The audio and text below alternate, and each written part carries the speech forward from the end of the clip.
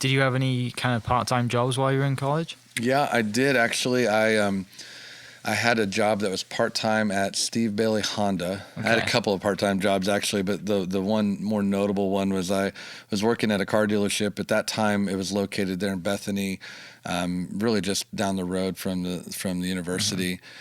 And so it was close to the university, which made it convenient. And it was, I think it paid like $6 an hour. It was a back office job. It wasn't selling cars, but it was like supporting the car salesman with some software, Okay. Just some things, back office type application they were doing. It, quite frankly, it was a very, very boring job. It was date money. It was really the function of it. But it is something that led me into what I'm doing today, which was what's interesting about it is because I was bored, I would listen in to conversations in the car dealership, just looking for, I don't know, just something to do. And one group from California came in and pitched Mr. Bailey and the dealership on building a website for him. This is in 1995. Mm-hmm. So it actually would have been just in the fall after I came, because I would have come January of that year. So this would have been, I don't know, October, November. And so I listened in the conversation, and I went up to Mr. Bailey after the conversation. I didn't really know him. I don't really talk to the owner, very often or at all for me. And I just said, Mr. Bailey, if you'll let me build a website for you, I'll do it for $100. Yeah. And he had just heard a proposal that I think was like $2,200, from this group. And so he looks at me, he's like, sure. Yeah. And the problem was I had absolutely no idea how to build a website. And that was... and no YouTube university and there was to learn how to do it. No books on it. I mean, there was no websites on how to build websites back in 1995. So it was a challenge though. And so I thought, okay, I'll talk to my friend. He understands more about this. And so little by little, I'd pick up enough knowledge. And then Christmas break was coming soon for school. So during that Christmas break, I went through and dedicated a lot of time during break to kind of work on building this site, and came back and showed it to them. And they liked it. It was very simple, but that's kind of what was being proposed. And I just said, I think we could actually build a different website that you might do a better job of selling things on, because you're not going to buy cars in 1995 on the internet. I said, but I think we could sell parts and accessories. And so we built a website called HondaParts.com and did it there just out of the back office of the car dealership. Yeah. And within a few months, it grew to where they were selling, I think it was hundreds of thousands of dollars in parts all through this website. And he called me in his office one day, and he just said, what do you plan on doing in life? And before I had a chance to answer, he said, whatever it is that you're going to do, I want to invest in it. That's so cool. And so I had this huge opportunity, had not anticipated this, wasn't planning on being an entrepreneur, right? But felt like that was the right next step for me. And so I had this crazy opportunity to be an entrepreneur, and I had an investor before I even had an idea. Yeah. Which is obviously typically a little bit backwards, but that really led me to kind of process and think about what would I do, what could we do. I have this huge opportunity. And so I got with some friends, and we put together a business plan to build a web hosting company was what we started with. So that was really, that part-time job was a catalyst that led me into the entrepreneurial space, which then I spent the next few years really working and had some early success in that in the late 90s during kind of a season that was really a great time to be kind of starting in tech. Yeah. Is Mr. Bailey still around? To my knowledge, he's still around. I went to lunch with him not too long ago, and I haven't talked to him very recently, but he's an amazing man, and just very, very thankful for him, because he just had a huge impact on my life. He became my first investor. He and one of his friends was also in the auto business, a guy named Jerry Richardson, who's another car dealer in town. Dub Richardson was the name of their car dealership.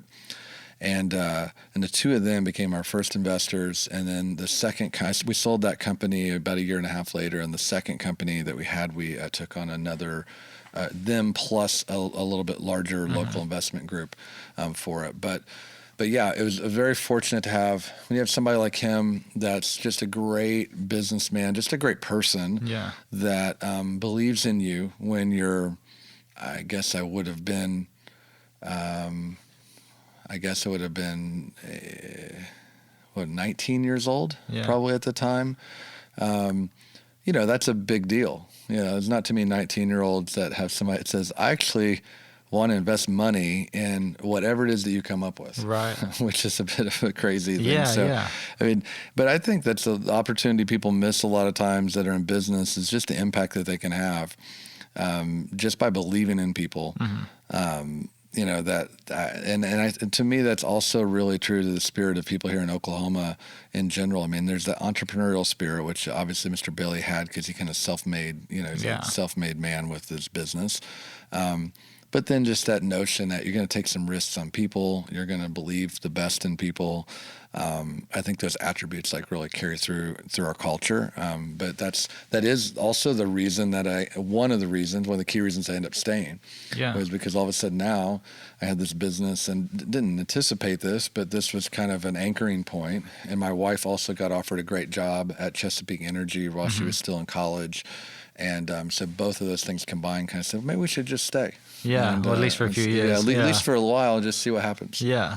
What pushed you to the dealership to get a job? Do you have a huge passion for cars, or is it just they were just advertising and just the right time? This is a crazy story that I've pretty much never told, I don't think, but I'll tell you because since you kind of asked the question. Yeah, no, it's so I actually applied for a mailroom job at Chesapeake that paid $10 an hour. And back when I was in college, $10 an hour job was like a really good paying job. They were a great company. It was very, very small but growing. So I applied for a mailroom job. And when I went to apply for the job and they were looking at my resume, they said, man, you're a finance major and I had, a good GPA and all this. And they said, you should apply for our audit internship. And I'd had a lot of accounting classes as well.